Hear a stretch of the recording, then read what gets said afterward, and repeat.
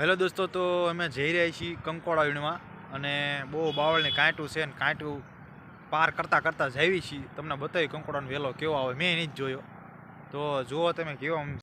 દોસ્તો, કંકોડાના વેલા રહ્યા ને એ આવા અલગ પ્રકારના બાવળિયા, પછી બોરડી, એવું બધું અલગ ગોહો હોય ને, ગોહો અમારી આ ભાષામાં ગોહો કે, એ ગોહામાં દૂગેલા હોય, જે આવી રીતના સૂકા કાંટા હોય ત્યાં જ વેલા ચડેલા હોય.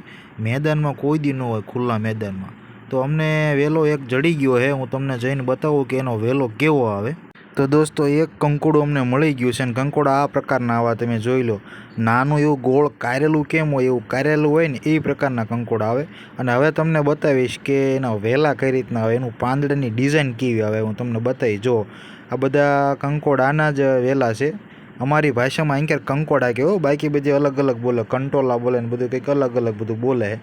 જો આવું ત્રિકોણિયું પાંદડું આવે છે, એ કંકોડાનું પાંદડું હોય. આ મહેંદી સાથે વેલો ચડી ગયેલો જો બાજુ મહેંદી છે, પણ જો આ કંકોડું નાનું એવું ચોંટ્યું, એ કંકોડાના વેલા છે. અને હવે જાણી લઈએ કંકોડા ખાવાથી શું ફાયદો થાય છે. આ શાકભાજી સ્વાદિષ્ટ હોવાની સાથે સાથે પ્રોટીનથી ભરપૂર હોય છે. તેને દરરોજ ખાવાથી તમારું શરીર તાકાતવર બને છે. તેના માટે કહેવામાં આવે છે કે તેમાં મીઠ કરતાં 50 ગણી વધુ તાકાત અને પ્રોટીન હોય છે. કંકોડામાં ઉપલબ્ધ ફાઇટોકેમિકલ સ્વાસ્થ્યને વધારવામાં ખૂબ મદદ કરે છે. આ એન્ટીઓક્સિડન્ટથી ભરપૂર સબ્જી છે.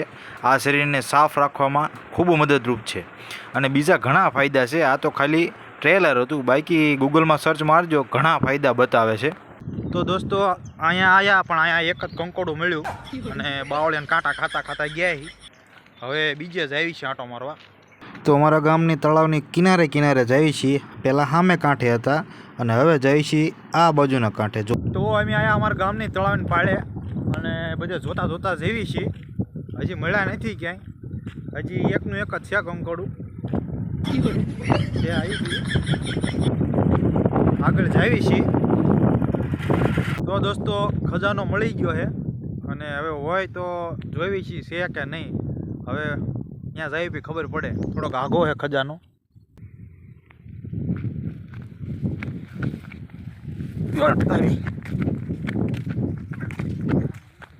ખજાનો નથી.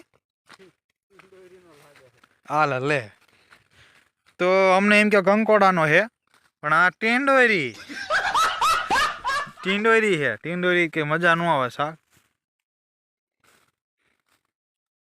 તો રોંગ નંબર લાગી ગયો. હાલો તાર બીજે.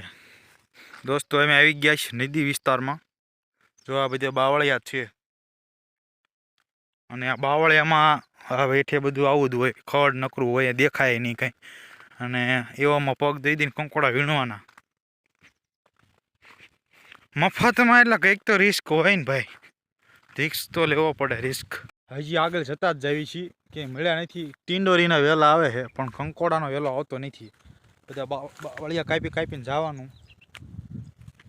અંદર હતા કંકોડા નથી વીણે એટલે કાંટા વાગી ગયા. જો બધો વાડી વિસ્તાર છે,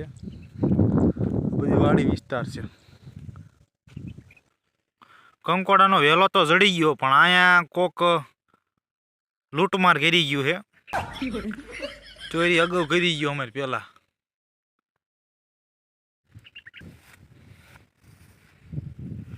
દોસ્તો, બધા થઈને 2 કંકોડા મળ્યા છે.